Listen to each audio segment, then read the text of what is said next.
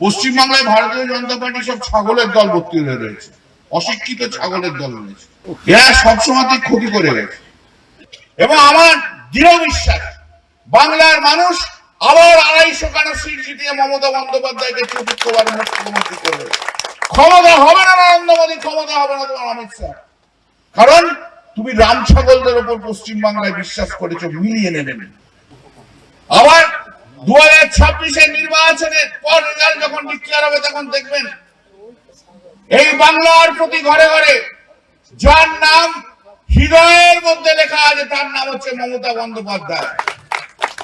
ডেভেলপমেন্টের, উন্নয়নের যিনি কাণ্ডারি, নারী অধিকারের যিনি কাণ্ডারি, ছাত্রদের যিনি ছাত্র তৈরি করার যিনি কারিগর, বড় কারিগর, হাসপাতাল ট্রিটমেন্ট দেওয়ার জন্য বাংলার মানুষের সাধারণ মানুষকে দেওয়ার জন্য যিনি 1 নম্বর কারিগর, বাংলার যে প্রান্তেই যান না কেন সেই প্রান্তে পিছিয়ে পড়া কোনো মানুষের পাশে দাঁড়িয়ে থাকার একটি মাত্র মুখ, তার নাম হচ্ছে মমতা বন্দ্যোপাধ্যায়।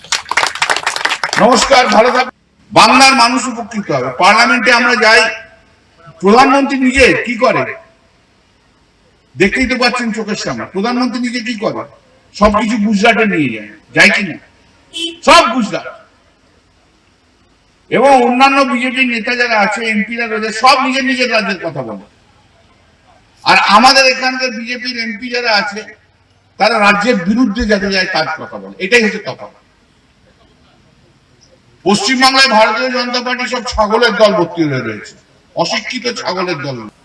আমি শ্রীরামপুরবাসী, শ্রীরামপুর পার্লামেন্টের সমস্ত মানুষের কাছে আন্তরিকভাবে আমার কৃতজ্ঞতা জানাই। আপনারাই আমাদের শক্তি, আপনারাই আমাদের ভরসা, আপনারাই আমাদের কাউন্সিলরকে জেতান, আমরা মিউনিসিপ্যালিটি তৈরি করতে পারি।